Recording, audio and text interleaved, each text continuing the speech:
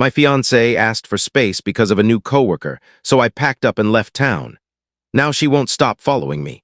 I'm 34, and I'm trying to figure out whether I'm wrong for refusing to speak to my ex, Sarah, who is now 29. There's a long history here, so I'll walk you through everything.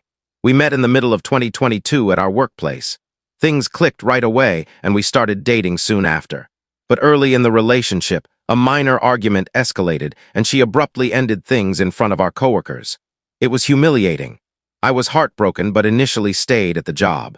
Eventually, though, I realized that being around her every day was too painful, so I resigned and looked for work elsewhere. We lived near each other, so we'd still cross paths occasionally over the next few months. Eventually, we started chatting again. Even though I still had feelings for her, I couldn't imagine rekindling things. What she had done really cut deep. After some time, she admitted that she regretted how everything went down, especially doing it publicly. She seemed genuinely remorseful. Her apology felt sincere, so I asked if she'd be open to giving our relationship another shot. She agreed, and by early 2023, we were officially back together. A year later, things seemed to be going smoothly. We were even discussing marriage and building a life together. I decided to surprise her with a proposal and started working overtime to save for a down payment on a house.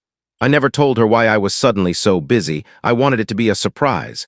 Then, out of the blue, she asked for a break. I was blindsided. When I asked for an explanation, she gave me nothing. Around the same time, she'd been constantly mentioning a new coworker until she suddenly stopped bringing him up at all. That shift made me uneasy. I reached out to a friend of mine, Emily, not her real name, who still worked at the same company. I asked if she had any idea what might be going on. She wasn't sure, but said she'd try to find out. A few days later, Emily got back to me. She said Sarah had seemed distant lately, and some coworkers believed I wasn't giving her enough attention due to all the hours I was working. Apparently, they even encouraged her to pursue this new guy, claiming they'd be a better match. I told Emily the truth, that the extra work was to fund a proposal and home for us. She was stunned and apologized for not knowing. 2 weeks later, Sarah called and asked to meet. I agreed, but told her I needed an honest answer about the break before we discussed anything else. She said I'd felt emotionally unavailable, and she wasn't sure I was invested anymore. I explained the reason behind the long hours, that I had a plan for our future. But I added that, at this point, none of it mattered anymore. She brought up the new guy, and I cut her off by saying his name. She was stunned. I already knew.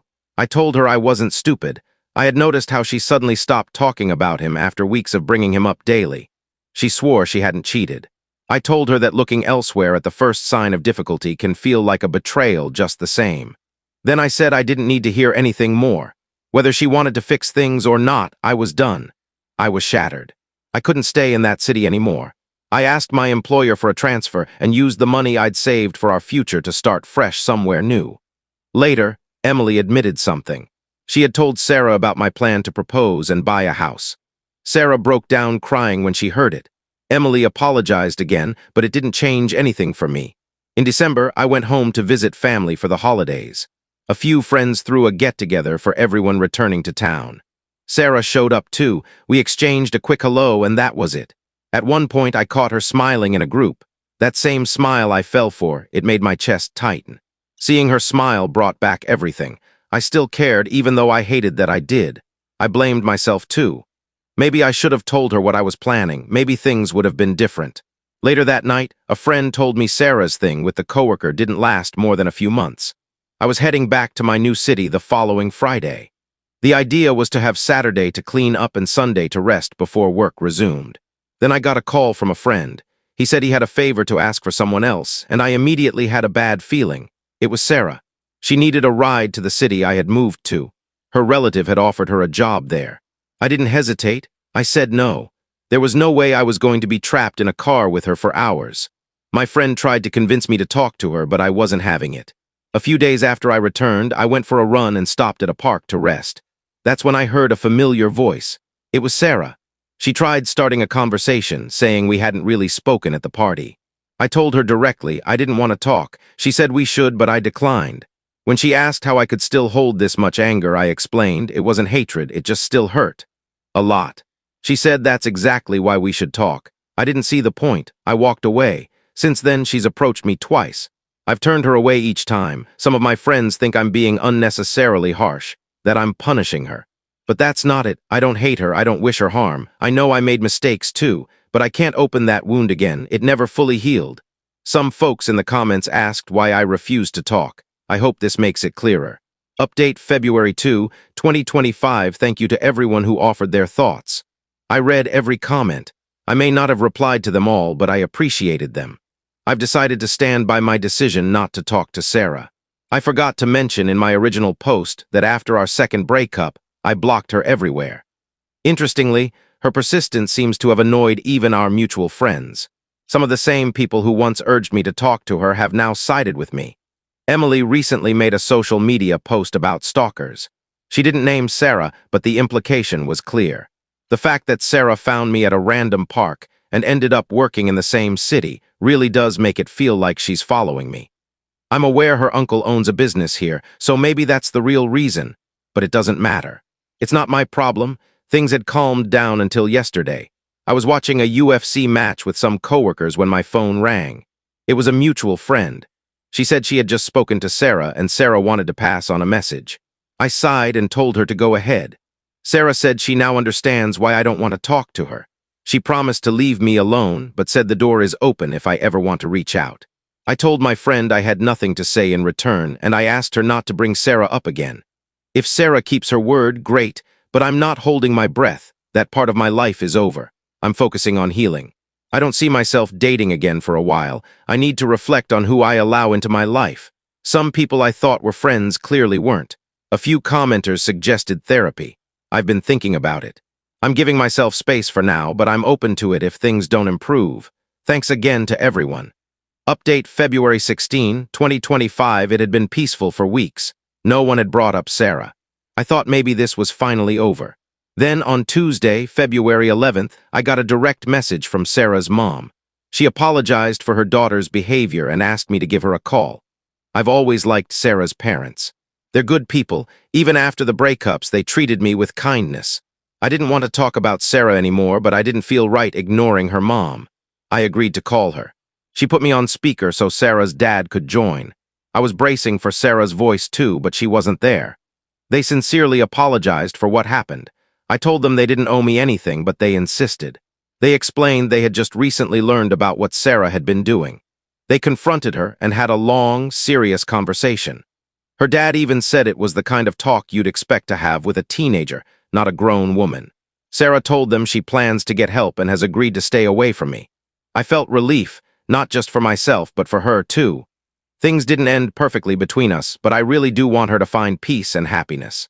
Before we ended the call, I thanked them and told them how much I respected them. I can now say with certainty that this chapter of my life is officially closed. I learned that my stepdaughter had been tricked by her biological dad into investing her college fund into a fake startup. During an argument, she told me to vanish, and her mother agreed. Not long ago, in the middle of a heated argument, my stepdaughter turned to me and said something that cut deeper than anything before.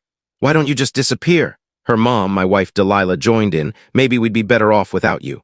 I didn't respond. I simply walked upstairs, packed a bag, and left. This morning, I woke up to 13 missed calls on my phone. Something felt off when I stepped into the living room. It was too quiet, but not the usual peaceful kind. Then it hit me. All of our family photos had changed. I moved closer to the large framed picture above the fireplace, our family trip to Yellowstone last summer. The picture was still there, but something was missing. Me. Someone had carefully removed my presence from every family photo from the last 3 years. My face, my body, cut out. I just stood there holding a cup of coffee that was slowly going cold, stunned by the empty spaces where I used to be. Then I heard a bedroom door upstairs close softly. My stepdaughter Stella's steps creaked along the landing. She had noticed I was awake. She came down the stairs, phone in hand, deliberately not looking at me as she walked past to the kitchen. "Good morning," I said, my voice low but calm. The silence that followed felt heavy, calculated. 3 years, that's how long I've been a part of Stella's life. 3 years of slowly earning her trust, movie nights, helping with algebra, giving her space but always showing up when she needed me. But something shifted when she turned 16. At first, I chalked it up to normal teenage mood swings, but this felt different. It started last week when I offered to help her with chemistry homework. She was clearly struggling, and I just wanted to be supportive. Her reply, "Stop acting like you care about my grades. You're not even my real dad." I've heard versions of that line before, but the way she said it this time, it wasn't frustration. It was targeted, sharp, meant to hurt. Delilah was within earshot in the kitchen, but she said nothing. That silence felt like choosing sides. Over the week, the tension only grew. Small things, dishes left behind like I didn't exist, glares, conversations ending the moment I entered the room. Delilah grew distant too. When I asked what was going on, she brushed me off. "She's just being a teenager, Thomas. Don't make it about you." Then came the breaking point, last night. We were having dinner, and Stella was glued to her phone, ignoring the no texting at dinner rule we've always had. I reminded her gently. She slammed her phone down and snapped. "God, why are you always on my case? Why don't you just leave me alone?" "Stella," I started, trying to stay calm. "I'm just trying to what? Pretend to be a dad? I already have one." She stood up, chair scraping the floor loudly. "Why don't you just disappear? Nobody asked you to try this hard. It's pathetic." I looked toward Delilah, hoping for some kind of intervention. Instead, she slowly set her fork down and said quietly, "Maybe we really would be better off if you did." Her words hit like a hammer. In that moment, 3 years of memories came flooding back. Stella's first real laugh at one of my terrible dad jokes. The night she cried to me after her boyfriend dumped her. The time she asked me, not her mom, to help her choose a prom dress. I stood up, heart pounding. "Okay," I said. "Okay, what?" Stella asked, her tone suddenly unsure. There was something in her eyes, hesitation, maybe regret. "If that's how you both feel, okay?" I walked upstairs, packed a duffel bag with just a few essentials. I could hear them whispering downstairs, but no one came after me. My hands weren't shaking. Oddly, I felt calm.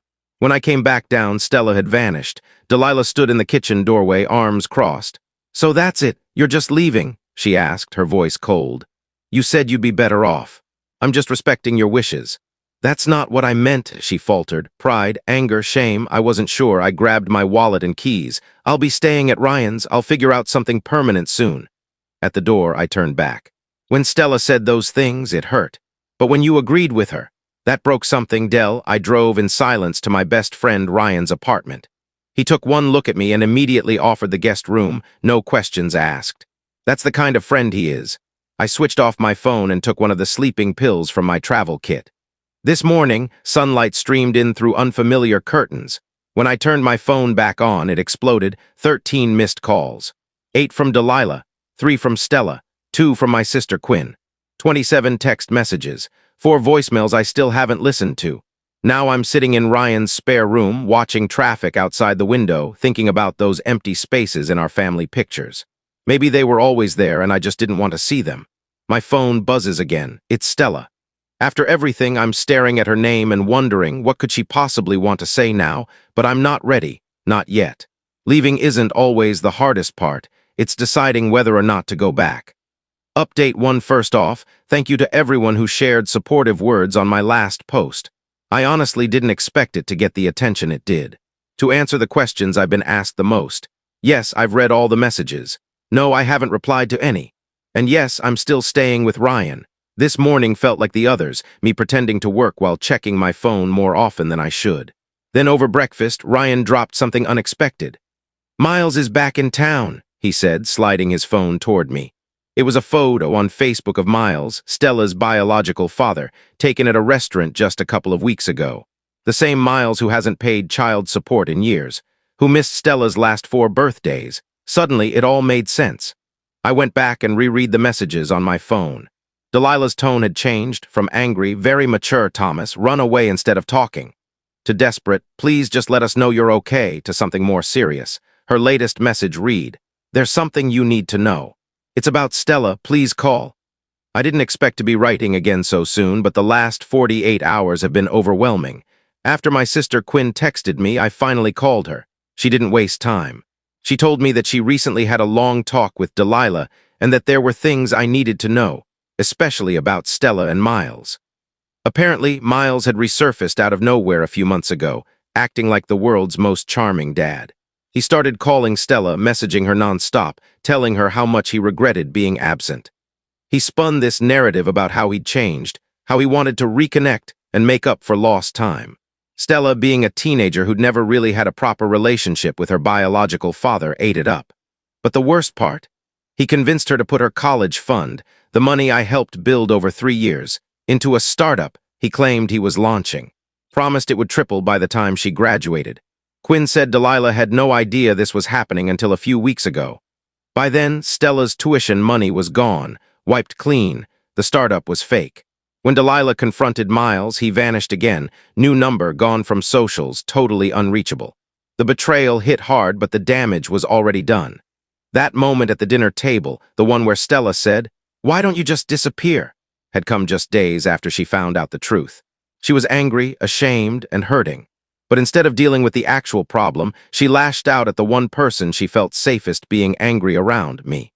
Quinn told me Delilah had been spiraling since I left. She'd been trying to reach me ever since, not just out of guilt, but because things had gone completely sideways at home. I asked Quinn why Delilah hadn't just told me the truth sooner. She said she was afraid, that I'd never come back, that I'd feel betrayed not just by Stella but by her silence. And she wasn't entirely wrong. Still, none of that explained erasing me from every family photo. That image is burned into my memory. Quinn sighed when I brought that up. "That wasn't Stella," she said. "That was Delilah. She told me she did it out of spite in the heat of the moment. She regretted it instantly but didn't know how to undo it." I couldn't believe what I was hearing. Everything I'd built with them for 3 years, unraveling in days. I didn't say much after that call, just thanked Quinn for being honest. Then I sat with everything, rage, confusion, sadness, all of it flooding in at once.